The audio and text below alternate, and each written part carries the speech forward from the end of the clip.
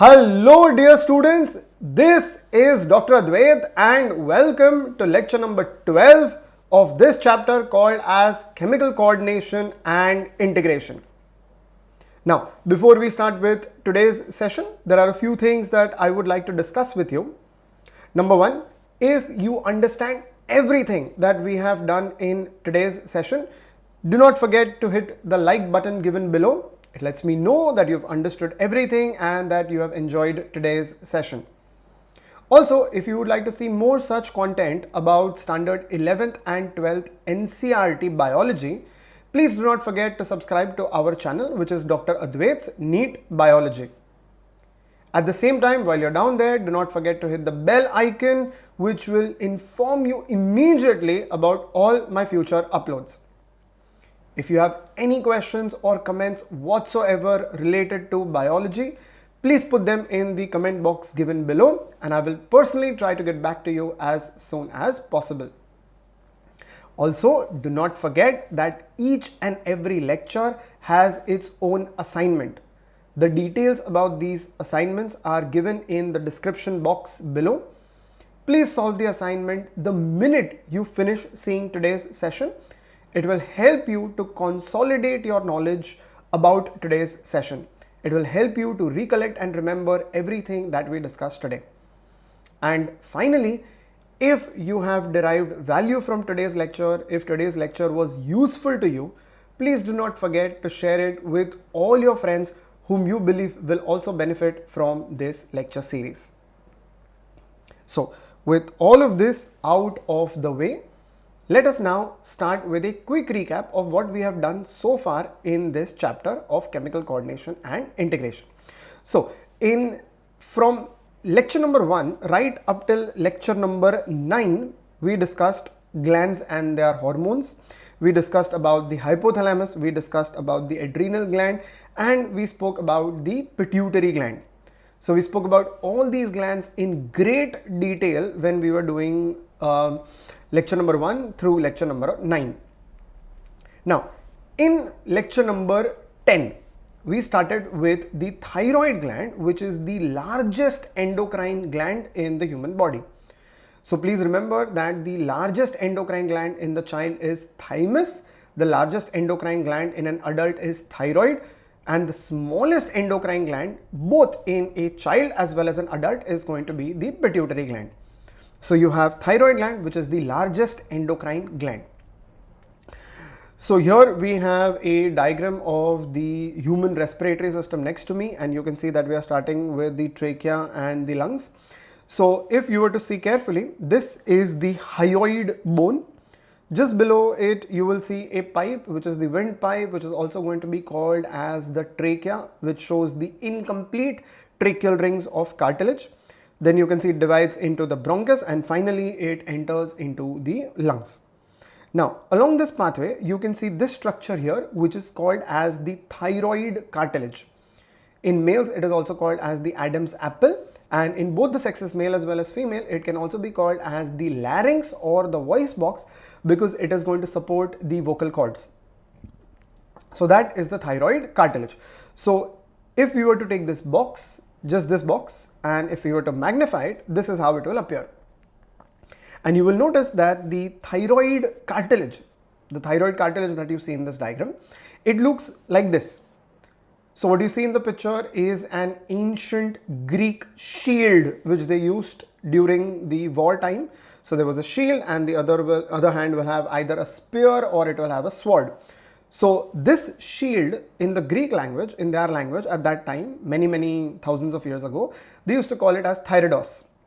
And because the thyroid cartilage looks or appears or has resemblance to this, it is called as the thyroid cartilage.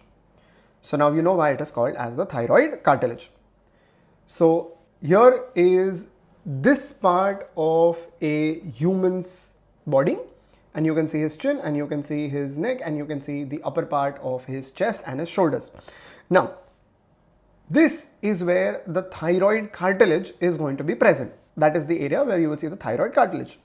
Above it is the hyoid bone, and from the thyroid cartilage. So from the hyoid bone somewhere here to the thyroid cartilage you will have connective tissue, and from the thyroid cartilage or the larynx you are going to have the trachea.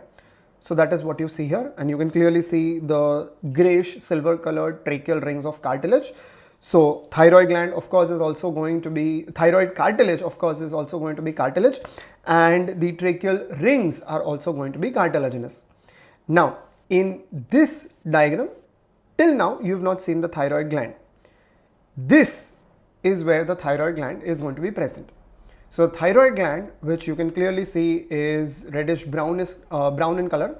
It is going to be bow tie shape or H shape or butterfly shape. It is going to have two lobes, and you can clearly see that it is in front of the neck. So it is in the front part of the neck, the ventral side of the body, and it is going to be located below the thyroid cartilage.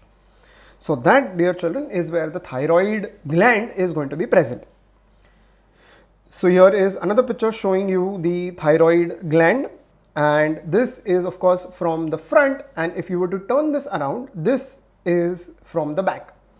So on the front side you will see that there is a thyroid gland in this area. So there is one lobe on the right side and one lobe on the left side. So there will be two lobes, and they are connected together. They are connected together by a band called as isthmus. If you were to see the same thing from behind, you will not see the isthmus, but of course you will see the lobes, the posterior side of the lobes, which you can see in the second diagram, here. Also in the second diagram, notice that you can see the rings of cartilage which are present on the trachea, which are not complete. So you can see that they don't form complete rings, but they are incomplete rings. This is something that you must have learned in the chapter of breathing and exchange of gases.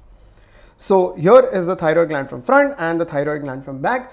Notice that if you were to see the thyroid gland from the posterior side, the second diagram, the diagram on that side, you will see four goldenish yellowish colored structure, two on the upper side and two on the lower side of the posterior side of thyroid. Those of course, dear children, are called as the parathyroid glands. So those were the parathyroid glands. So now you know where the thyroid gland is. You also have an idea of where the parathyroid glands are. So these are the diagrams given in the NCERT for the thyroid gland. Okay. So if we speak about the position of the thyroid gland, it lies on the front side of the neck just below the larynx, and the larynx is also called as the thyroid cartilage, the Adam's apple in the case of males. Also, like I said, larynx, and it is going to surround the trachea. The external structure of the thyroid, it is bilobe, butterfly shape, H shape or bow tie shape, and it is brownish red colored gland. The weight is approximately 25 to 30 grams, and as I said, it is the largest endocrine gland in an adult.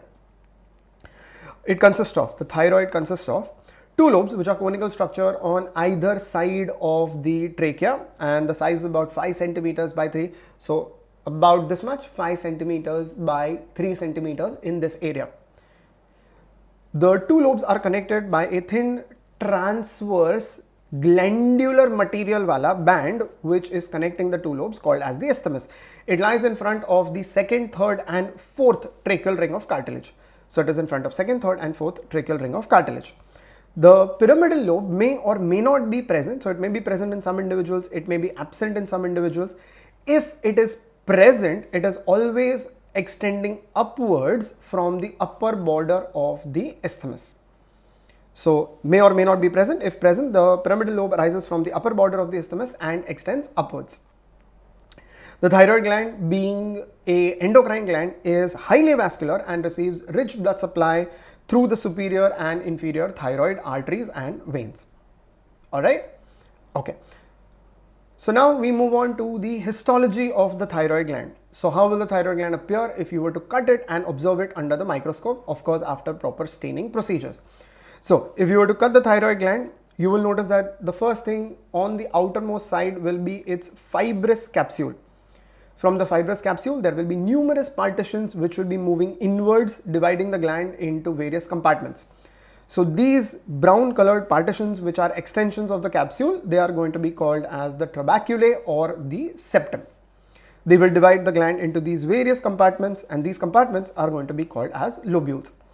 And within these lobules, you will see the balloon-shaped structures, the balloon-shaped spherical structures, which are going to be called as the follicles. The thyroid gland can have anywhere from 2.5 to 3 million follicles, and if you are saying 3 million, that is close to 30 lakh such balloons within the thyroid gland. Now, if we were to take the same diagram and if we were to magnify it, a single follicle out of this. So if we were to take one single blue follicle and if we were to magnify it, this is what we will see. Within the follicle, we will notice that there is going to be a cell. In fact, there isn't a single cell, there are many cells, but each of those cells will be called as a follicular cell because it's a cell of the follicle. At the same time, because this is the cell which will secrete the hormone, it is also called as a glandular cell. So it's a follicular cell, it's a glandular cell. And as you can probably see, the shape of the cell is cuboidal. So now we will say that these are cuboidal glandular follicular cells. Cuboidal glandular follicular cells. As I mentioned earlier, it's not just one. There are the whole inner lining of this balloon is going to be filled with such cells. Cuboidal glandular follicular cells. All of them produce a hormone which is going to be commonly called as thyroxine, and we will see the details of what are the thyroid hormones or thyroxine exactly. But all of them produce a hormone called as thyroxine, and this thyroxine combines with a protein immediately called as globulin. So thyroxine, when it is produced, is highly unstable. So to store it for some time, you combine it with globulin to form a compound called thyroglobulin.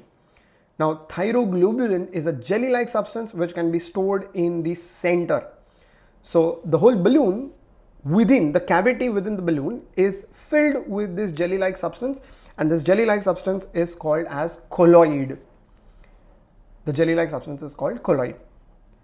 So at this point, I would like to mention something important to you. The thyroid gland is one of the only endocrine glands which will store its own secretion. So notice that the cuboidal glandular follicular cells secreted thyroxine, and that thyroxine is stored within the thyroid gland, within the follicle, but outside of the cell. And that is what makes the thyroid gland quite unique, that it is the only endocrine gland which stores its secretion extracellularly outside its own cells. So I hope that this diagram is now clear to you. Once again, if we were to come back to the original slide, you can see that there is the capsule, the trabeculae, the lobules, and the follicles within the lobule. Now, the space between the follicles will be called as the interstitial space, and within that space we can see that there are these red colored cells which have just appeared on the screen right now. Now, these cells are going to be called as parafollicular cells. Outside the follicle, but in the space in between the follicles. So follicle के बाहर है, but thyroid gland के तो अंदर ही है. So I can now say that the thyroid gland has two types of cells. It has the follicular cells and it has the parafollicular cells. Now, these parafollicular cells secrete the hormone calcitonin or thyrocalcitonin, which leads us to the conclusion that the thyroid gland has the follicular cells making thyroxine, and the parafollicular cells which is going to make the calcitonin or thyrocalcitonin. So we can say that two kinds of cells, follicular, parafollicular, and we can say two main hormones, thyroxine and the thyrocalcitonin. Here, dear children, keep in mind, we have already done this in the previous lecture, that thyroxine is a common name for two main hormones, which is T3 and T4. T3 and T4. Usually it is used for T4, but sometimes they can refer to both T3 and T4. So we can say that the thyroid gland produces three hormones, T3, T4 and thyrocalcitonin. T3 and T4 are produced by the follicular cells, and calcitonin is produced by the parafollicular cells. So that, dear children, finishes the histology of the thyroid gland. The formation of thyroxine is as follows, and this is also something not given in the NCERT, but we had discussed in detail during lecture number 10 of this chapter. So the first step is absorption. the main mineral required for the production of thyroxine is iodine. And this point will become important even when we discuss today's lecture, which is lecture number 12. So keep this in mind. The main mineral is iodine, and the first thing is to absorb the iodine or iodide from the diet. So iodide is absorbed from the digestive system, and all this iodide which gets absorbed and now is in the blood, which is circulating to all parts of the body, when that blood reaches the thyroid gland, the iodide gets trapped, meaning that the blood entering the thyroid gland will have lots of iodide, but the blood exiting from thyroid gland will not have iodide because it was trapped, so to say, by the follicular cells. So the iodide absorbed from the blood reaches the thyroid gland and is trapped and concentrated to about 30 times its concentration in blood within the follicular cell. This point is important in today's lecture, which we will discuss. So right now we are doing a revision of lecture number 10, but this point from lecture number 10 will become important in today's lecture, which is lecture number 12. So keep this point in mind. Okay, after trapping, we now have to take this iodine or iodide and we have to attach it to something which is organic. So we attach it to a amino acid which is going to be called as tyrosine. So you take iodine, one molecule, and you combine it with tyrosine. So you will get something called as monoiodotyrosine. At the same time, if you were to take two molecules of iodide and combine them with tyrosine, you will have diiodotyrosine. So first you absorb the iodide from the diet, then you trap it within the follicular cells, and then within the follicular cells you combine it with iodide. So you get monoiodotyrosine and diiodotyrosine, which can also be called as MIT and DIT. The last step in formation of thyroxine is coupling, where you are going to join the MIT and DIT molecules together in pairs. So if you will take MIT and you will combine it with DIT, one molecule of MIT and one molecule of DIT, it will result in triiodotyronine, not triiodotyrosine. Keep that in mind. Okay. And if you take two molecules of DIT, you will get tetraiodotyrronine. So now you have triiodotyrronine and tetraiodotyrronine, and we cannot abbreviate both of them as TIT because both of them will be abbreviated as TIT. Tri will also be T and tetra will also be T. So now we call them as T3 and T4, and these two molecules, T3 and T4, are collectively called as the thyroid hormones, out of which T4 is referred to as thyroxine. So T3 and T4 are the thyroid hormones, whereas T4 is going to be thyroxine. So this is how the thyroid hormones secreted by the follicular cells are produced. Of course, the third thyroid hormone is thyrocalcitonin, which is produced by the parafollicular cells. So T4 is also called as thyroxine. T4 is produced in more quantity as compared to T3, but T3 is more active than T4. T4 is the prohormone that is converted into the more active T3 hormone by the tissues. And T4 can be converted to T3, but T3 cannot be converted to T4. This, dear children, was lecture number 10. So I am revising the entire lecture number 10 and lecture number 11 so that today's lecture, lecture number 12, becomes very easy for you to understand, even if you don't remember clearly what we had done in lecture number 10 and 11. And that is why I am spending these 20 minutes revising lecture number 10 and lecture number 11. So please don't skip through this. See the entire revision of lecture 10 and lecture 11, and only then will you absolutely have clarity regarding what we do in lecture number 12 today. Alright, so this was lecture number 10. In lecture number 11, to explain this slide more clearly, I gave you this example, that think of T4 and T3 as cash currency. Think of T4 as a 2000 rupee note and think of T3 as a 100 rupee note. So both of them will allow you to do the same thing. They will allow you to buy material, they will allow you to purchase whatever you require. So both of them more or less will have the same function, T4 and T3. However, a 100 rupee note is very easy to use because most vendors, most greengrocers, most of the grocery people will accept the 100 rupee note and give you change easily. They will be hesitant to take the 2000 rupee note. So the 100 rupee note is more active as compared to the 2000 rupee note. But the 2000 rupee note has more value as compared to the 100 rupee note. So that is the same thing you need to remember about T4 and T3. T4 is produced in more quantity because it is having more value, it is stored more easily, and T4 can easily be converted to T3. The 2000 rupee note can easily be exchanged for 100 rupee notes. But you cannot take a 100 rupee note and ask somebody to give you a 2000 rupee note. So that the reverse is not possible. So T4 can be converted to T3, but T3 cannot be converted to T4. So this is how you should be thinking about the follicular hormones, T3 and T4.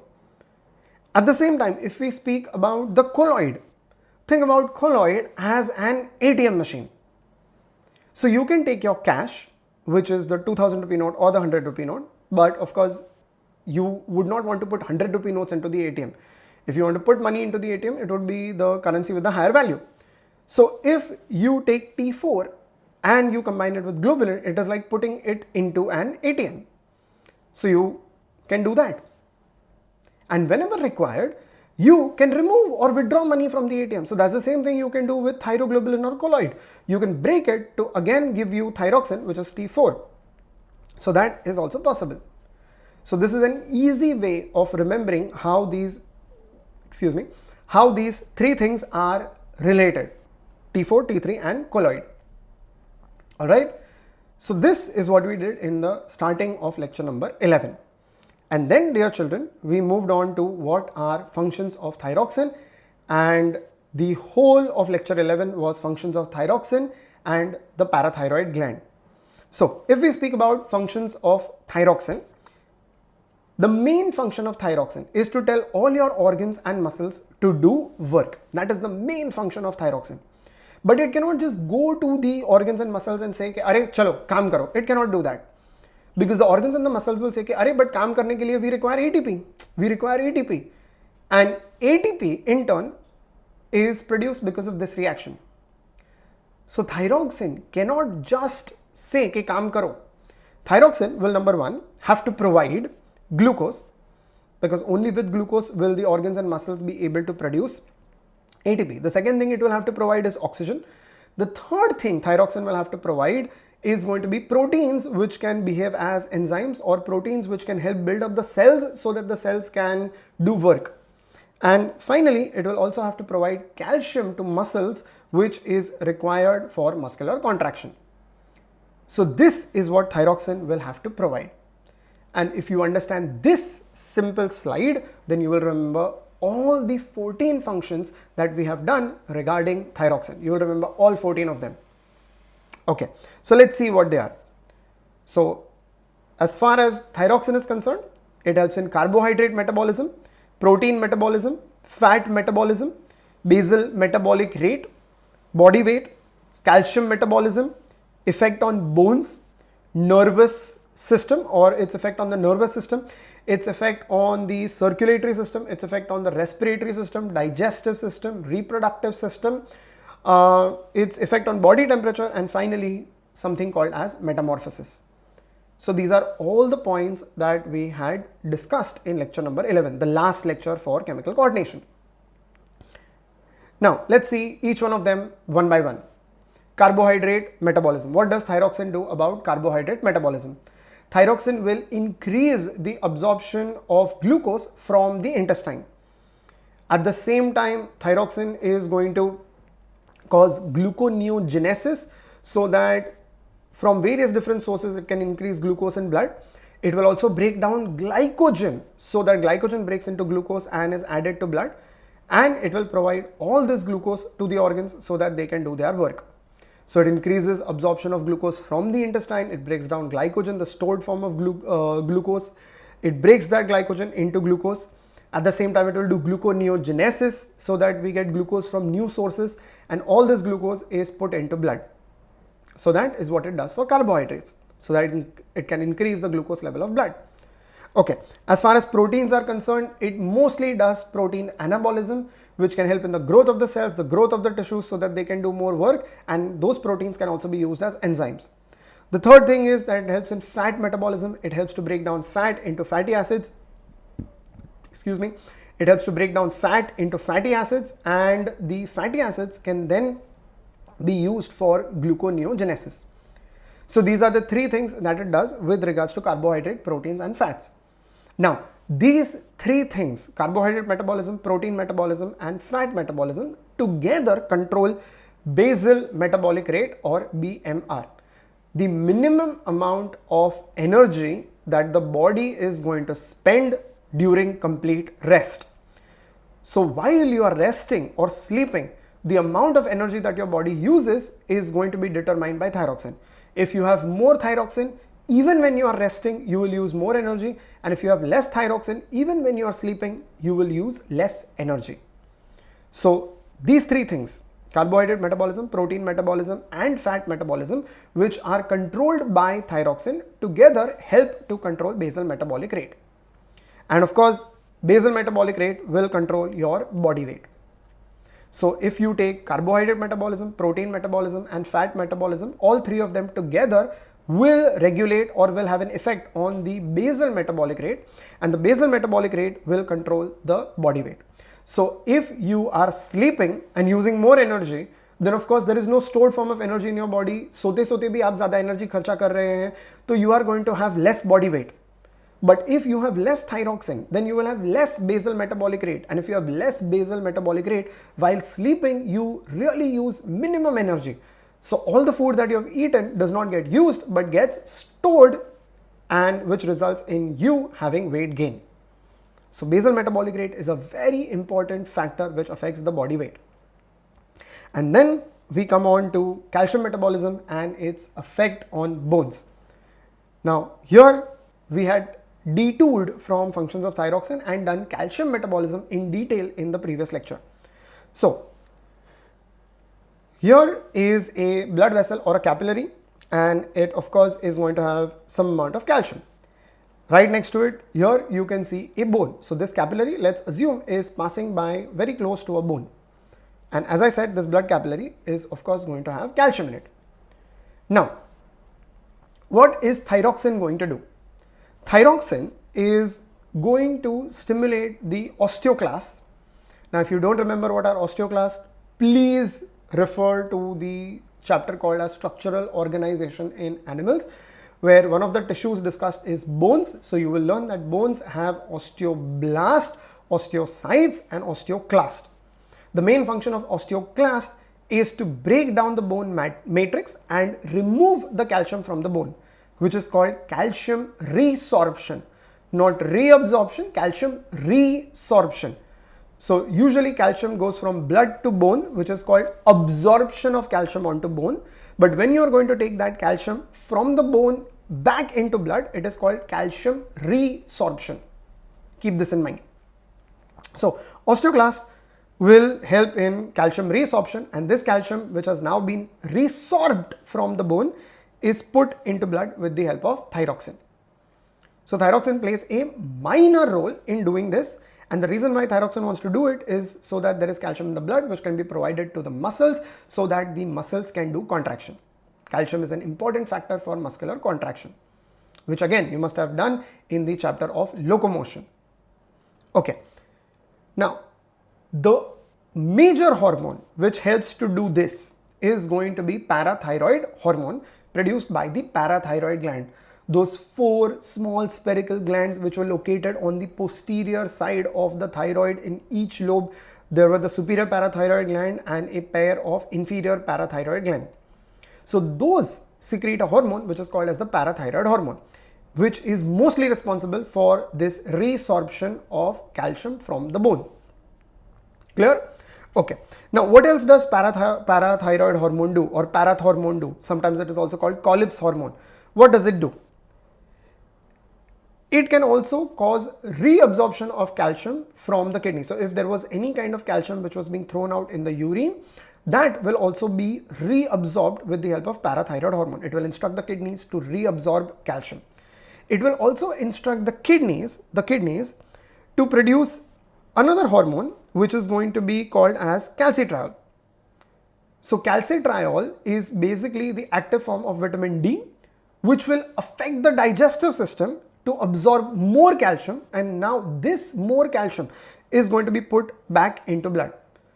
So parathyroid hormone or Colles hormone is going to cause resorption of calcium from the bone. It will cause reabsorption of calcium from the urine, and it will stimulate the intestine via calcitriol to absorb large quantities of calcium which you have ingested with your food. So all these three mechanisms will lead to an increase in the calcium level in blood. So because of all these things, the calcium level in the blood will increase. Of course, this effect is also going to be increased by vitamin D, which is calcitriol. So calcitriol, which is vitamin D, which is going to be converted into its active form by the kidneys under the stimulation of parathyroid hormone. So vitamin D, parathyroid hormone or parathormone, and thyroxine, all of them are going to result in an increase in the calcium level in blood. Increase in a calcium level in blood. So that, dear children, is called hypercalcemia. Hyper meaning more, calci meaning calcium, and emia meaning blood. So hypercalcemia, more calcium in blood. The hormone which acts in the opposite direction to this. So from this chart now, it should be clear that the main hormone that is going to allow an increase in the calcium level in blood is going to be parathormone. But the main hormone which works against this is going to be calcitonin. So calcitonin produced by the parafollicular cells of the thyroid gland is going to take the calcium from the blood, and it is going to cause calcium absorption onto the bone via the osteocytes. So osteoclasts will help in calcium resorption, whereas the osteocytes are going to help in calcium absorption onto the bone. So here, dear children, what calcitonin is going to do is decrease the calcium levels in blood, which can be called as hypocalcemia or less calcium in blood. So this is a good time to explain to you what are synergistic or agonistic hormones and what are antagonistic hormones. So children, in this diagram right here next to my face, what you can see is that thyroxine, parathyroid hormone, and calcitriol or vitamin D are different chemicals or hormones, but they are performing the same action. So such hormones which have similar kind of work with regards to a function are going to be called as synergistic or agonistic. So synergy means to work together, agonism means to work together. So they are going to be called as synergistic or agonistic. But if you take this entire group of hormones, and if you take calcitonin, as you can clearly see in this picture, if you take this group of hormones, parathyroid hormone, thyroxine, and vitamin D, and you take the next group, which is calcitonin, you will see that they work in absolutely opposite direction, exactly opposite direction. So in that regards, calcitonin and the other group, which are shown in red, are working in opposite direction, and we will say that they are antagonistics. So from this slide, I hope the concept of synergistic or agonistic and antagonistic is absolutely clear to you. Also from this slide, I hope that one more point is clear to you, that the major hormone which is going to regulate the blood calcium levels is going to be parathyroid hormone produced by the parathyroid glands. So I hope that this slide is now crystal clear to you. If you have not done in lecture number 11, please take a screenshot of this right now while we are revising it. Please take a screenshot of this, write it nicely, neatly on a piece of paper, and please sellotape that paper in your NCERT textbook wherever the parathyroid gland is being given. Alright? Okay. So let's quickly see what the NCERT says about the parathyroid gland, because we have now completed everything about the parathyroid gland. So in humans, 4 parathyroid glands are present on the back side of the thyroid gland, 1 pair each in the 2 lobes of the thyroid gland. The parathyroid glands secrete a peptide hormone. So it's a peptide hormone called as parathyroid hormone. The secretion of parathyroid hormone is regulated by the circulating levels of calcium ions. The parathyroid hormone increases the calcium levels in blood And how it does that is something that I have already explained to you in the previous diagram. So parathyroid hormone acts on the bones and stimulates the process of bone resorption, that is dissolution or demineralization. Parathyroid hormone also stimulates the reabsorption of calcium by the renal tubules and increases the calcium absorption from the digested food via its action on through calcitriol or vitamin D. It is thus clear that parathyroid hormone is a hypercalcemic hormone, that is, it increases the calcium levels in blood. So here I would like to mention something which is important for today's lecture after 20 minutes, and that point is that parathyroid hormone is hypercalcemic. So more parathyroid hormone, more hypercalcemia. So अगर parathyroid hormone ज़्यादा है तो there will be lots and lots of calcium in blood, but अगर parathyroid hormone कम है तो there will be very little calcium in blood. So increase in parathyroid hormone will cause severe hypercalcemia, and a decrease in parathyroid hormone will cause severe hypocalcemia. So I hope that this is now clear to you. Again, all these things were discussed in detail in lecture number 11. So that, dear children, finishes off parathyroid gland. So of course, along with thyrocalcitonin, it will play a significant role in the calcium balance of the body. So that, dear children, finishes the parathyroid glands. So now coming back to thyroxine, we have finished 7 functions: carbohydrate metabolism, protein metabolism, fat metabolism, its effect on basal metabolic rate, and the effect of basal metabolic rate on controlling the body weight, the entire calcium metabolism, including what is the role of thyroxine and its effects on the bone. So now we can speak about the nervous system. Now thyroxine is a hormone which is very, very important for myelination of the nerve fibers, and that myelination of nerve fibers usually happens during the late embryonic stage and the early part of life in infancy.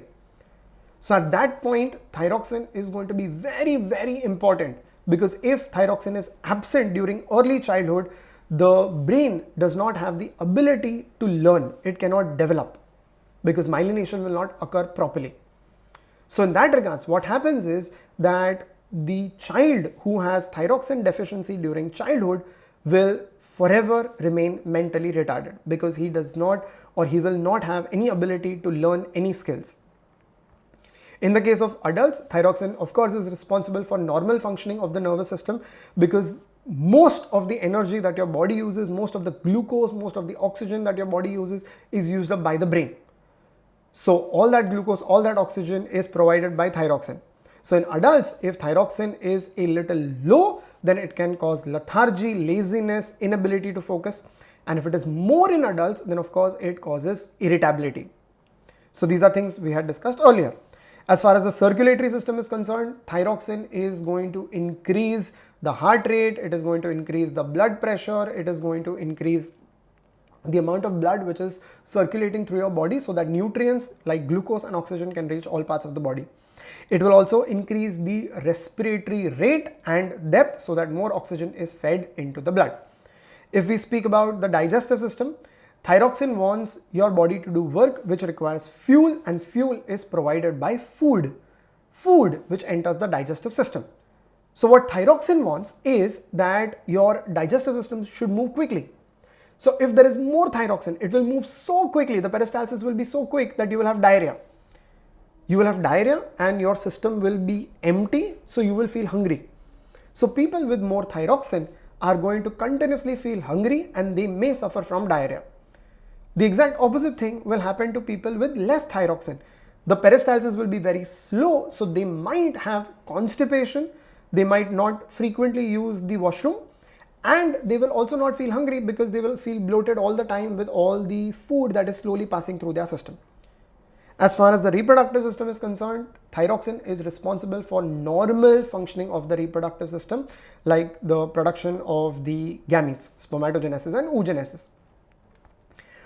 If you have a look at the equation given at the top of the slide here, you will see that whilst producing ATP, you also generate heat, and that heat helps to keep your body warm. So one of the other functions of thyroxine is to maintain the body temperature. So if thyroxine is more, then this reaction given here will be done very frequently, and there will be a lot of ATP which is generated in your body, along with which there will be a lot of heat. So people with more thyroxine are generally going to be warmer, will have more body heat, so they will be intolerant to heat. So if you put a person with high levels of thyroxine in a room where the fan is closed, there is no AC, they are going to be very, very irritable, because they will not be able to tolerate this heat, because they are already warm, because they have more thyroxine which is producing more heat. The opposite is true for a person with low thyroxine. So if the person has low thyroxine, then they are not going to produce a lot of ATP or heat, because of which what is going to happen, children, their body temperature will be slightly lower. So now if you put them in a cold room, they will not be able to tolerate it. So people with more thyroxine are intolerant to heat, and people with low thyroxine are intolerant towards cold. And lastly, we have a function called as metamorphosis, which is not seen in humans. So humans have 13 functions, but in amphibians, thyroxine will also have an extra function, which is that it helps in metamorphosis. So now what is metamorphosis? So here you have a young one or a larvae of an amphibian, which is frog in this case. So we will call it as a tadpole. And here is an adult frog. So how does this tiny little tadpole convert into the frog? The process is called metamorphosis. So this video is going to show you metamorphosis. The video playing next to me is going to show you metamorphosis. And if you see carefully, you can see how that little tadpole is metamorphosing into a amphibian, an adult amphibian. Now this requires multiple changes within its internal and external anatomy, which will require lots and lots of energy, which can only be provided in a short time by using a hormone called as thyroxine. So thyroxine helps this transformation in amphibians.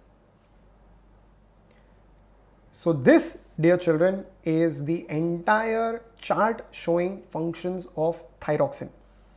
In today's lecture, that is lecture number 12, we are going to see disorders of thyroxine.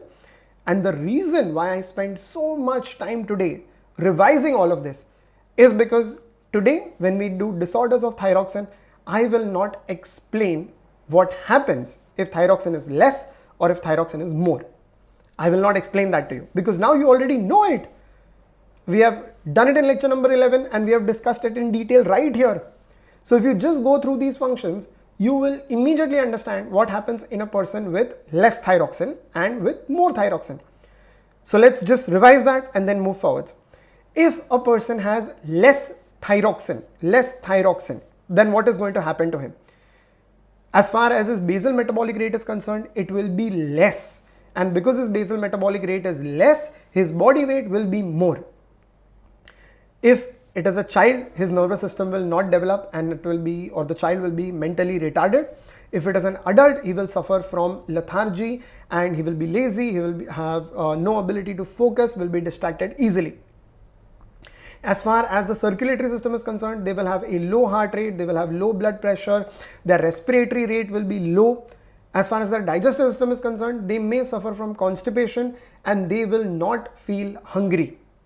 They lack hunger. So here is a funny situation where these people do not feel hungry, do not eat much, but they are still gaining weight because they have less thyroxine. So खाते नहीं हैं, फिर भी weight gain कर रहे हैं. As far as their reproductive system is concerned, of course they will have issues with that. And as I mentioned earlier, they will be intolerant to cold. These are all the symptoms that you will see in a person suffering from hypothyroidism, less thyroxine in their body. So now can you tell me what will happen if there is more thyroxine? The basal metabolic rate will be more. So even while sleeping, they are using lots and lots of energy. So they will not have any stored energy. So they are going to be quite thin. So people with high thyroxine will experience weight loss. As far as the nervous system is concerned, they are going to be irritable. As far as their circulatory system is concerned, they will have a higher heart rate, they will have a higher blood pressure, they will have higher respiratory rates. So they will breathe faster, they will breathe deeper. As far as their digestive system is concerned, they will have a increase in peristalsis, which may result in diarrhea, and they will also be hungry, so they'll be eating a lot. And again, here is a funny thing about hyperthyroidism. They will eat a lot, they will feel hungry, but they will not gain weight. So people with hypothyroidism are going to be a little fat, whereas people with hyperthyroidism are going to be quite thin. Clear? Okay. And finally, the reproductive system will not function properly in a hyperthyroid individual as well. And in the case of hyperthyroidism, they will have lots and lots of heat being generated in their body. So they will not be able to tolerate heat. So these are the symptoms of a hypothyroid individual and a hyperthyroid individual, which I will not discuss now when we discuss today's lecture. Keep this in mind. So in today's lecture, I will just tell you the diseases and I will tell you that this person is hypothyroid or hyperthyroid, and now it should be clear to you that what are the symptoms they will show. All right. Okay. So let's, for the final time, just see the functions in theory. So carbohydrate metabolism, T3 and T4 will increase glucose absorption from intestine, glycogenolysis, breakdown of glycogen into glucose, and gluconeogenesis, conversion of non-carbohydrates like amino acids and fats into glucose. And all of this increases the blood level of glucose, which can then be broken down to produce energy. For protein metabolism, it usually causes protein anabolism. For fat metabolism, it usually causes fat catabolism, breakdown of fat, which can then be converted into glucose via gluconeogenesis. Calorigenic effect, which is nothing but basal metabolic rate. So T4 and T3 increase cellular respiration, increase food breakdown and energy production, leading to an increase in the basal metabolic rate. What is the basal metabolic rate? It is the amount of energy used by the body during absolute rest. Body weight, T3 and T4 control body weight through their regulation of basal metabolic rate. If there is hypothyroidism, there is weight gain. If low thyroxine, the weight will increase. If high thyroxine, the weight will decrease. For calcium and phosphorus metabolism, they will stimulate the calcium and phosphorus removal from the bones. And if there is more calcium in the urine, it will also cause excessive loss of calcium in urine. For the bones, T3 and T4 are necessary for normal growth and maturation of the bones because they help in protein anabolism. For the nervous system, in fetus and newborn child, it stimulates myelination of nerve fibers and growth and development of the brain. And in adults, it is necessary for the normal functioning of the nervous system. Circulatory system, it increases heart rate, cardiac output and blood pressure. Respiratory system, it increases the rate and the depth of respiration. For the digestive system, it increases appetite, gastric juice secretion and the motility or peristalsis. And finally, for reproductive system, it is necessary for normal functioning of the gonads and normal sexual function. Temperature wise, in warm-blooded animals like mammals, it helps to regulate the body temperature. And in cold-blooded animals like amphibians, it also helps in metamorphosis. So in amphibians, T3 and T4 stimulate metamorphosis of a tadpole into an adult. So I know that this was a long revision of lecture number 10 and lecture number 11, but it was necessary for you to understand today's lecture, which is disorders of thyroid and parathyroid. So dear children, after this long revision, we can now discuss the disorders of thyroid gland and the disorders of the parathyroid gland. So now they will be very easy for you to understand. So let's start with the two extra functions about thyroxine that are given in the NCERT textbook. So I just want to mention that first before we progress with the disorders.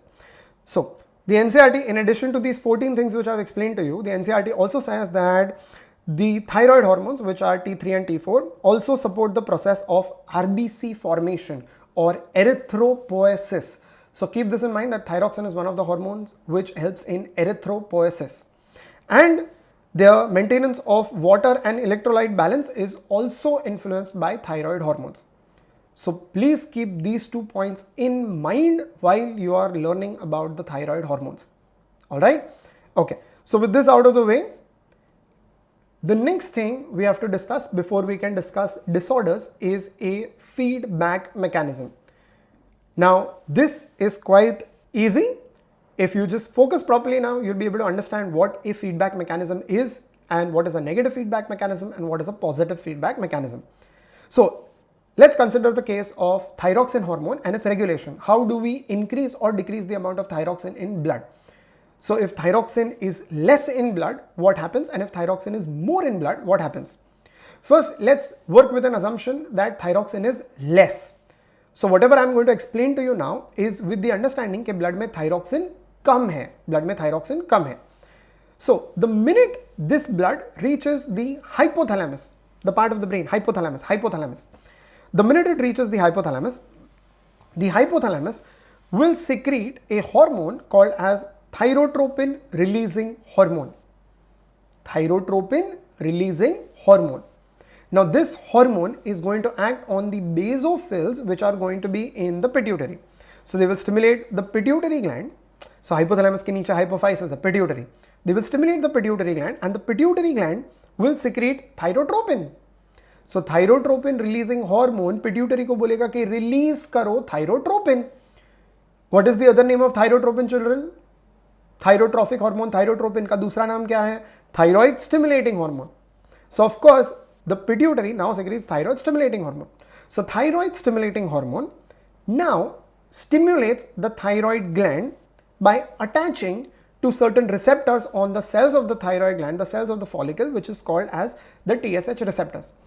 So अगर ये thyroid का cell है तो उसके ऊपर कुछ proteins है, receptors, जिसके ऊपर ये TSH चिपकेगा. So अगर ये TSH वो रिसेप्टर के ऊपर चिपकता है तो it will stimulate the thyroid gland to grow. It will tell the cells to grow and it will also stimulate the cells of the thyroid gland to secrete its hormones, that is going to be T3 and T4. So now the level of T3 and T4 in the blood of course will increase. So this, dear children, this entire pathway that you see here explains to you what happens if T3 and T4 levels are less. If they are less, what will happen? So if they are less, the hypothalamus makes thyrotropin, which tells the pituitary to make the hypothalamus produces thyrotropin releasing hormone, which stimulates the pituitary to produce thyrotropin or thyroid stimulating hormone, which will stimulate the thyroid gland by attaching to the TSH receptors to produce the hormones T3 and T4. So their level in the blood will increase. Their level in the blood will increase. Now what happens if their levels increase too much, more than required? अगर बहुत ज़्यादा बढ़ गया तो what will happen? So now this blood, which has a lot of T3 and T4, this circulating blood will again come to the hypothalamus. And when it reaches the hypothalamus, it will stimulate the hypothalamus to stop secreting thyrotropin. So if there is no thyrotropin, then the pituitary will stop secreting thyrotropin or thyroid stimulating hormone. So now the thyroid gland will stop secreting T3 and T4, resulting in a decrease in the levels of T3 and T4. Resulting in a decrease in the levels of T3 and T4. So this is a simple chart which explains to you that how the thyroid hormone levels in blood are regulated. It explains to you how the thyroid levels in blood are regulated. Clear? Okay. Now the interesting thing to understand here is that if the thyroxine hormone is increasing, the feedback is given to the hypothalamus. The feedback is given to the hypothalamus, as you can see in this chart. If it is increasing, a feedback is given to the hypothalamus. But that feedback does not result in more secretion of thyroxine, it results in less secretion of thyroxine. So feedback की वजह से instead of producing more thyroxine, there is less thyroxine. So the effect of the feedback was the lesser secretion of thyroxine. On the other hand, if there was less thyroxine, the feedback goes to the hypothalamus and that results in the formation or production of more thyroxine. Which means कि जब भी feedback जाता है तो thyroxine levels पे उसका उल्टा effect होता है. So अगर पहले thyroxine कम था, feedback गया, तो जो feedback मिला pituitary को, hypothalamus को, उसकी वजह से thyroxine का level is now increasing. But if the thyroxine levels have increased, whatever feedback went towards the hypothalamus, The result was that the thyroxine levels decreased. So such a feedback mechanism wherein the opposite effect is going to happen on the final gland. Which means के feedback गया और जो hormone बढ़ गया था वो कम हो गया, या feedback गया और जो हार्मोन कम हो गया था वो बढ़ा. The opposite thing is happening. So if there was an increase in the blood, because of the feedback there is a decrease, or if there was a decrease in the blood, then because of the feedback there is an increase. So the opposite thing is happening. This, dear children, is called as a negative feedback mechanism. Please remember that the word negative is for the mechanism, not for the feedback. Feedback is neutral. Feedback is not positive or negative. Feedback positive या negative नहीं है. ये मत सोचो कि ज़्यादा thyroxine मतलब positive है, कम थायरॉक्सिन मतलब नेगेटिव है. नो, फीडबैक तो खाली बता रहा है कि क्या हो रहा है. उसकी वजह से मैकेनिज्म क्या कर रहा है, क्या मैकेनिज्म सेम डायरेक्शन में काम कर रहा है कि ऑपोजिट डायरेक्शन में काम कर रहा है. So in this example the mechanism is working in the opposite direction. Mechanism is working in the opposite direction, meaning if the hormone levels were more in blood, then it decreases it, or if the hormone levels were less in blood, then it increases it. So whenever the response of the mechanism is opposite to the situation, it is called as negative. So the mechanism is negative, the feedback is not positive or negative. So negative feedback में जो भी blood में हो रहा है उसका opposite हो रहा है. So अगर blood में बढ़ गया तो कम कर रहे हैं, या blood में कम हो गया तो blood में बढ़ा रहे हैं. So negative feedback is negative feedback mechanism. We can use thyroxine as an example to explain that. Now, what will happen in a positive feedback mechanism? What will happen in a positive feedback mechanism? So in a positive feedback mechanism, if a hormone level is increasing in blood, it will stimulate some gland, and now the result will be more increase in that hormone. So opposite will not happen. The same effect will be amplified. So if a hormone is increasing in blood, it will stimulate the endocrine gland to produce more hormones, so the level will increase in blood. So it will stimulate the endocrine gland to produce more hormones, so the level will increase in blood. So this, where the response is going to be in the same direction, is called as positive feedback mechanism. So when the response is in the opposite direction, it is negative feedback. कम है तो बढ़ाओ, या बढ़ गया तो कम करो, negative feedback. And positive feedback will be अगर बढ़ रहा है तो बढ़ाते जाओ, बढ़ाते जाओ, बढ़ाते जाओ. An example of positive feedback mechanism is oxytocin and its role in contraction of the uterine muscles to push the baby out. So I'm not showing you a chart for oxytocin because I don't know if you finished the chapter of human reproduction. But since we have done oxytocin a few lectures back, this should be easy for you to understand. If the uterus starts to contract, a signal goes to the brain to produce more oxytocin. More oxytocin meaning uterus will contract more. So the muscle of the uterus will send a signal that I'm contracting more to the pituitary. So now it will produce even more oxytocin. So now it will contract even more. So it will go again to the pituitary and hypothalamus, and more oxytocin will be released. So more oxytocin, more contraction, more stimulus, even more oxytocin, even more contraction, even more stimulus, even more oxytocin. So that, dear children, is positive feedback mechanism. So if you wish, you can take a screenshot of this chart and keep it for your reference. This is a chart showing negative feedback mechanism. All right. So feedback mechanism. What is a feedback mechanism? A feedback mechanism is a loop system wherein a system responds to a deviation from its normal state. In biological sense, a feedback mechanism involves a process or a mechanism that either tends to initiate or accelerate or inhibit or slow down a process. The response may be in the same direction or the response may be in opposite direction. So now this is important. Same direction meaning बढ़ रहा है तो बढ़ाओ बढ़ाओ बढ़ाओ, कम हो रहा है तो कम करो कम करो कम करो. That will be called positive feedback. And what will be negative feedback? अगर बढ़ गया है तो कम करो, या कम हो रहा है तो बढ़ाओ. So the response may be in the same direction as in positive feedback, or it may be in the opposite direction as in negative feedback.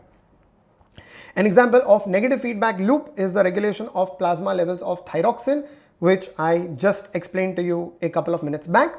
And an example of positive feedback loop is the onset of contractions for childbirth. When the contractions begin, the hormone oxytocin is released in the body to stimulate further contractions.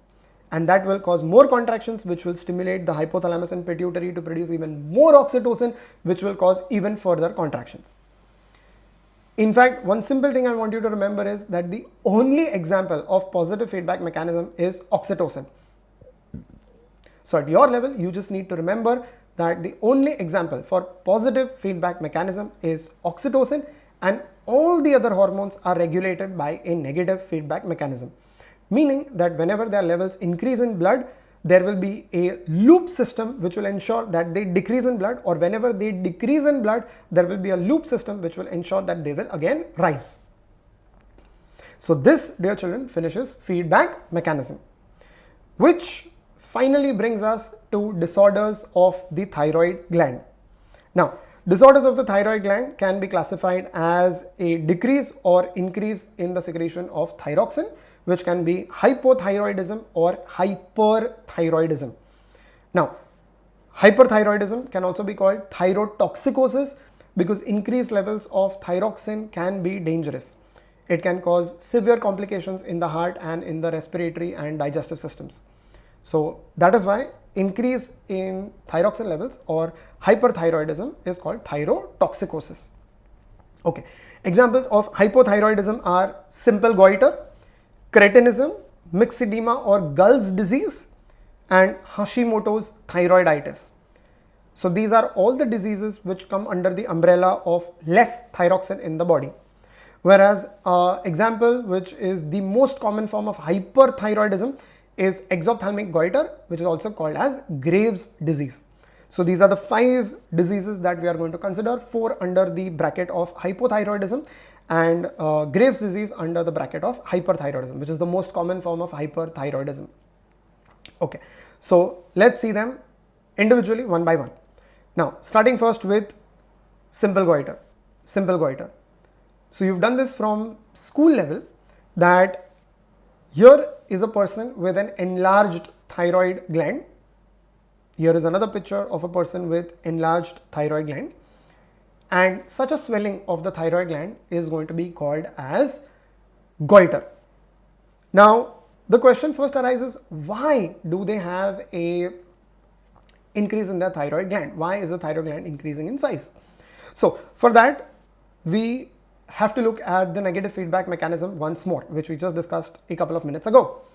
Now, what happens in a normal individual is that the hypothalamus secretes thyrotropin releasing hormone, which stimulates the pituitary to secrete thyrotropin or thyroid stimulating hormone, which will stimulate the TSH receptors on the thyroid gland to grow. So thyroid gland grows. But there's a problem in these individuals with simple goiter. There's a problem. And the problem is that there is no iodine in their diet. There is no iodine in their diet. So if there is no iodine, children, remember, this is the reason why I discussed everything from lecture number 10 and 11. If there is no iodine in their diet, what will happen? There will be no absorption or trapping or organification or coupling. None of those things will happen. So the result is that the thyroid gland will grow, but there is going to be no T3 and T4. There will be no T3 and T4 production. So now the levels of T3 and T4 are not going to increase. The level of T3 and T4 are not going to increase. So what do you think is going to happen because of this? The levels will remain low. So the hypothalamus will be stimulated to produce more, to secrete more thyrotropin. That thyrotropin releasing hormone will stimulate the pituitary to secrete more thyrotropin or thyroid stimulating hormone. That thyroid stimulating hormone will stimulate the thyroid gland to grow. So now it will grow. It will grow. But once again, this individual has no iodine in their diet. So once again, there will be no T3 and T4 production, and the level of those hormones will be less. So again, a feedback will go to the hypothalamus, and the hypothalamus will produce extra quantities of thyrotropin releasing hormone, which will go to pituitary, and the pituitary will produce lots and lots of thyroid stimulating hormone, which will go to the thyroid gland, attach to those receptors and stimulate the thyroid gland to grow, which it will. But once again, क्या नहीं बनेगा? T3 and T4, correct. So because of this vicious cycle, the thyroid gland will continue to grow, but it will not produce any kind of thyroxine. So I hope that this is absolutely clear to you that why that goiter or enlargement is happening. And of course, those individuals will suffer from low thyroxine levels or hypothyroidism. And because of that low thyroxine or hypothyroidism, they are going to have the various effects which we discussed earlier. So simple goiter or hilly goiter or endemic goiter. Now, why is it also called as hilly goiter? Because in the hilly areas, usually there is deficiency of iodine in the soil and in their diet. So it is quite common in the hilly areas, or we can say it is endemic, located only to the hilly areas or certain parts, and hence we say simple goiter, hilly goiter or endemic goiter. So goiter is simply an enlarged thyroid gland, and I have explained to you why does it enlarge in the case of simple goiter. It may be associated with hypothyroidism, as in the case of simple goiter, or it may also be seen in hyperthyroidism, which I will explain to you in the next 5 minutes. In some places in the world, the dietary iodine intake is inadequate, and the resultant low levels of thyroid hormone in the blood stimulate the secretion of TSH via negative feedback mechanism, which causes the thyroid gland enlargement. Deficiency of iodine in our diet results in hypothyroidism and enlargement of the thyroid gland, commonly called goiter. So what I've shown in blue in this slide is from the NCERT textbook. So the other thing is so that you understand this properly, but the part given in blue is what is exactly written in the NCERT textbook. Okay, so this was simple goiter. Now we move on to cretinism. Now, the word used in the NCERT textbook is cretinism, but medical students or medicos or the medical community no longer uses this word cretinism. It is no longer used. And the reason it is no longer used is because the word cretin is a very derogatory term. It is something which is very disrespectful in the Greek and European language. It basically means idiot. So we no longer use this term to define children who are suffering from hypothyroidism. We use the term congenital hypothyroidism. Now, congenital hypothyroidism can be because the baby's diet is low in iodine, or the child's diet is low in iodine, the mother's diet may be low in iodine, or it can be a problem in the development of the thyroid gland in the case of the baby. So all those things can result in congenital hypothyroidism. So earlier they used to say cretinism. The NCERT book also uses the word cretinism. But all of you as future doctors should not be using this disrespectful term cretinism. You should be using the word congenital hypothyroidism. So what happens in such a child? So here is a child born with thyroid deficiency. The child is about, I think, should be close to about, say, a month or so at the time of this diagnosis. So it's a 1-month-old baby. So this is how the child looks at diagnosis. The child clearly has less thyroxine, and the doctor can see that because of how the face is puffy and the face is, the cheeks are drooping. You will see that the child has very little energy, has, chote bachcho mein, if you've noticed, there is a sparkle in the eye, which is not there in his case, all right, and he has a thick tongue, which is slightly protruding forward, puffy face, and generally not very alert. So this was how the child was at the time of diagnosis. And over a period of time, the doctors clearly picked up that he is going to be hypothyroid, or he does not have adequate levels of thyroxine, and he was treated by giving thyroxine. So once the child was started on thyroxine therapy, this is what happened to him at 1 week, 4 weeks and 6 months. So by the time, so you can clearly see that by the time the child is at 4 weeks, he looks pretty similar to a normal infant, and by the time he's 6 months old or 6 months after the therapy, so he must be at around 7 or 8 months, you can see he looks like a normal baby. You can see that his hair is also growing properly because hair is made up of a protein called keratin, and thyroxine also helps in protein anabolism. So you can generally see that the boy is looking quite, normal. So this, dear children, is congenital hypothyroidism, or cretinism as mentioned in the NCERT textbook.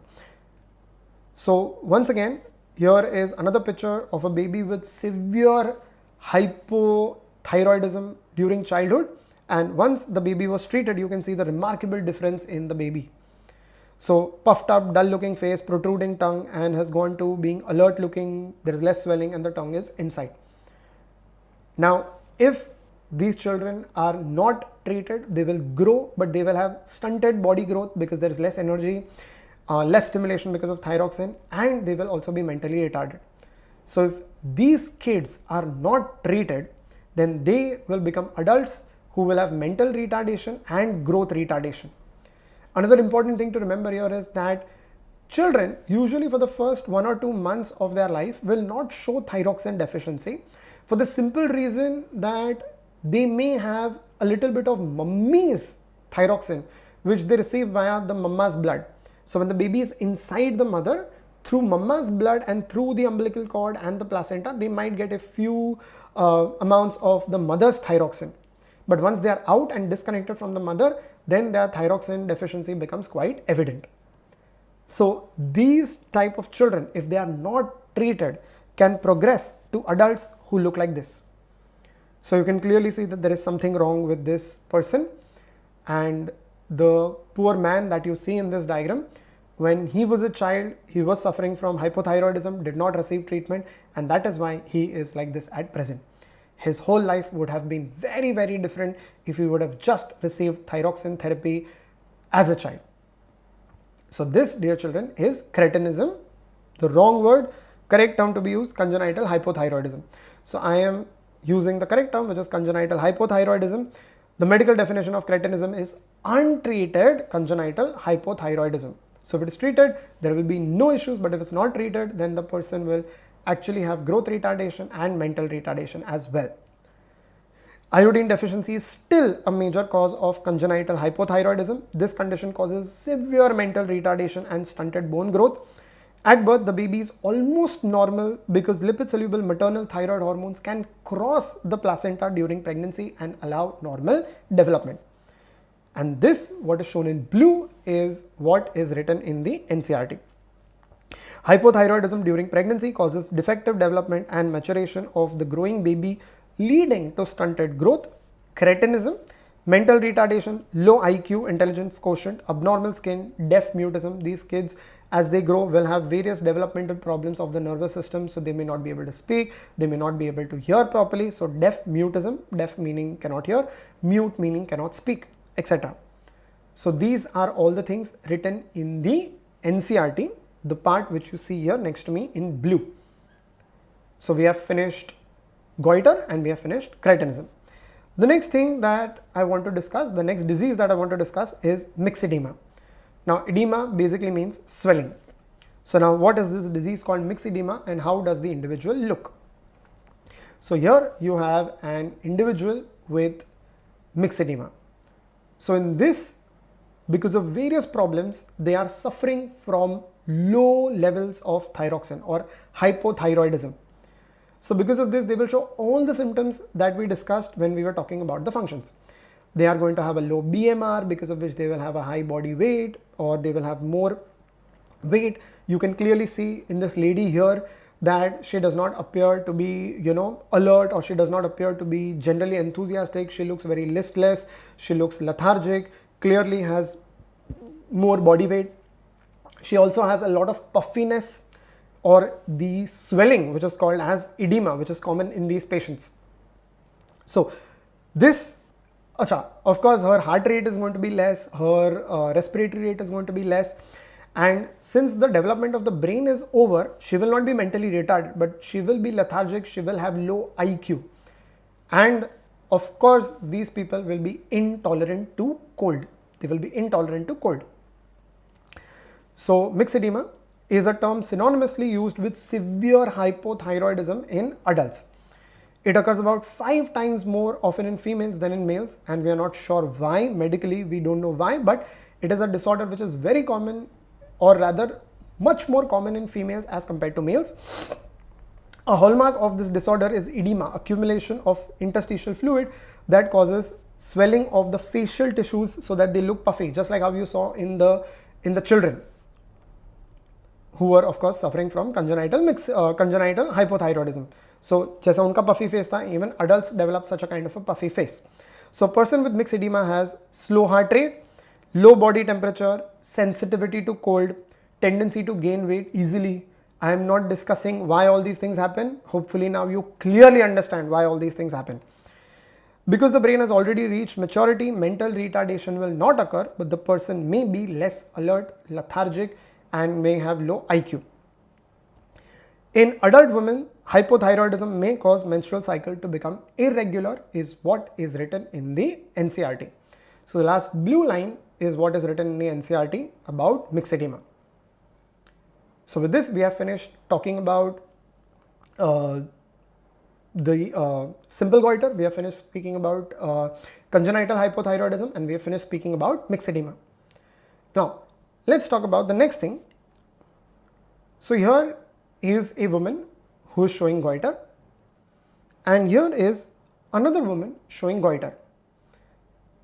So next to me, you can see two women, both of whom are suffering from goiter, enlarged thyroid gland. But one clearly looks different. One clearly has some difference, which is telling you that something appears to be wrong. So if you look at the second one, this one, if you look at the second one, this one, look at her eyes. Look at her eyes. And you will notice that somehow she seems to be agitated, irritated, and her eyes are protruding forwards. In fact, have a look at this guy. So you can clearly see that the eyes are protruding forwards, and you can make out from his face itself that this person seems to be very irritable. So if we see another person with the same kind of problem, and if we were to see them from the side, as in the case of this lady, you will see that they have an enlarged thyroid gland as well. So they are showing goiter. So all these people have goiter, but along with goiter, their eyes are protruding outwards, protruding forward. So this kind of goiter is called exophthalmic goiter. Exophthalmic goiter. It is called as exophthalmic goiter because literally they have goiter with their eyes protruding forwards. Now, how is this different from simple goiter?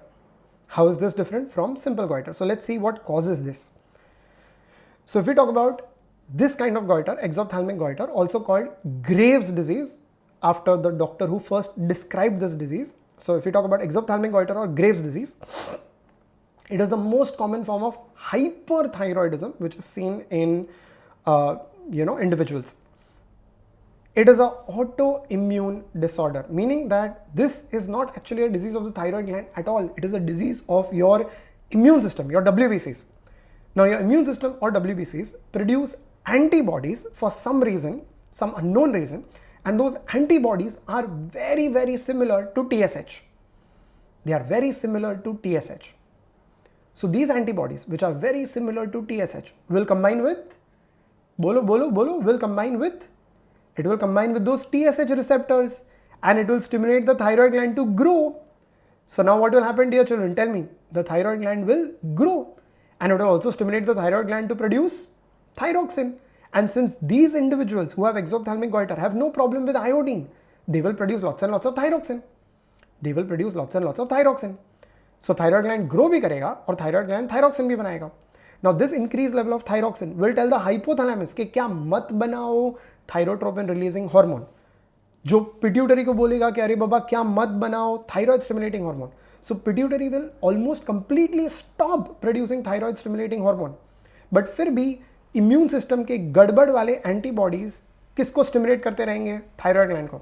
So the thyroid gland will continue to grow and it will continue to produce thyroxine. So these people, the photos which we saw of the people having exophthalmic goiter, they will have a goiter and they will have more thyroxine. People with simple goiter, hilly goiter are going to have goiter and less thyroxine. But these individuals have goiter and more thyroxine. So let's just leave this line. It is an autoimmune disorder in which the person produces antibodies that mimic the action of thyroid stimulating hormone. The antibodies continuously stimulate the thyroid gland to grow and produce the thyroid hormones, as I just explained to you. This results in an enlarged thyroid which may be 2 to 3 times its normal size, creating goiter. Patients also have this peculiar edema. So this is very peculiar in the case of these patients, that they will also have edema or swelling behind their eyes, pushing their eyes forwards. So patients also have a peculiar edema behind their eyes, resulting in a condition called exophthalmos. Exophthalmos. Ophthalmos is eyes, exo means towards out or towards the outside. So it results in a condition called exophthalmos, which causes the eye to protrude forwards. Treatment of this. How do you treat these people? So people who have less, so जिनको simple goiter था उनका treatment क्या है? Iodine दो. जिनको congenital hypothyroidism है या जिनको mixed edema है उनका treatment क्या है? Thyroxine दो. So ये लोगों का treatment जिनकी body में ज़्यादा thyroxine है. What do you do with these people? So the first thing is you can do a surgery and remove a part of the thyroid gland. You don't remove the whole thyroid gland, because if you remove the whole thyroid gland, these people will go from hyperthyroidism to hypothyroidism. You don't want that. So you remove a part of the thyroid gland, which is called partial thyroidectomy. Ectomy in surgical terms means to cut and remove. So thyroidectomy basically means to cut and remove a part of the thyroid gland. So that's one thing. The next thing that can be done is use of radioactive iodine to selectively destroy thyroid tissue. Now this, dear children, is the reason why I told you कि in about 30 minutes ago, 45 minutes ago, that ध्यान रखना कि thyroxine बनता कैसे है. It is because of iodine. The thyroid gland has the ability to concentrate iodide or iodine within itself to a concentration of 30 times more than that in blood. So now this can be used to treat this condition. How? You take radioactive iodine. As you know that radioactive substances can destroy tissue or can kill cells. So you take radioactive iodine and you inject it into a person. Now this radioactive iodine will go to all parts of the body. But which is the part where it will concentrate in the highest amount? Thyroid gland. And when it concentrates in the highest amount in the thyroid gland, which is the place where it will cause maximum damage? Thyroid gland. So if it manages to kill off the follicular cells, then of course the level of thyroxine in the blood will decrease. So that is use of radioactive iodine to selectively destroy thyroid tissue. And finally, you can use anti-thyroid drugs to block the synthesis of thyroid. So you can give the patient certain drugs which will ensure that the follicular cells are not able to produce thyroxine. So there will be drugs which will block coupling, there will be drugs which will block organification. So those drugs will ensure that the thyroid gland does not produce any thyroxine. So these are the 3 things that you can use to treat exophthalmic goiter or Graves' disease. So that finally brings us to what NCERT is writing about these things, especially about Graves' disease. So NCERT says that Graves' disease or exophthalmic goiter can happen because of the antibodies. But NCERT also says that thyroxine can increase because of conditions like cancer of the thyroid gland. So due to cancer of the thyroid gland or due to development of nodules on the thyroid gland, which is very less as compared to Graves' disease. So please remember कि hyperthyroidism cancer की वजह से हो सकता है, antibodies की वजह से हो सकता है, but ज़्यादा commonly किसकी वजह से होता है? The antibodies. So due to cancer of the thyroid gland or due to development of nodules of the thyroid gland, the rate of synthesis and secretion of the thyroid hormones is increased to abnormal levels, leading to a condition called hyperthyroidism, which adversely affects the body physiology. Exophthalmic goiter is a form of hyperthyroid. So hyperthyroidism can be because of cancer, it can be because of the antibodies which I spoke to you about, जो TSH से similar होते हैं. But that exophthalmic goiter, which is because of the antibodies, is more common form of hyperthyroidism, characterized by enlargement of the thyroid gland, protrusion of the eyeballs, for which it is called as exophthalmic goiter, increased basal metabolic rate, weight loss. They will also have increased heart rate, they will have increased blood pressure, they will be intolerant to heat. All those things will also be there, and it is also called as Graves' disease. So this is what the NCERT says about hyperthyroidism. And finally, we come to the last disease, which is not mentioned in the NCERT but can be asked to you as a question which is slightly outside of the NCERT syllabus, which is Hashimoto's thyroiditis. So this disease is named after, I think it was Hikaru Hashimoto, who was a Japanese surgeon who described it for the first time.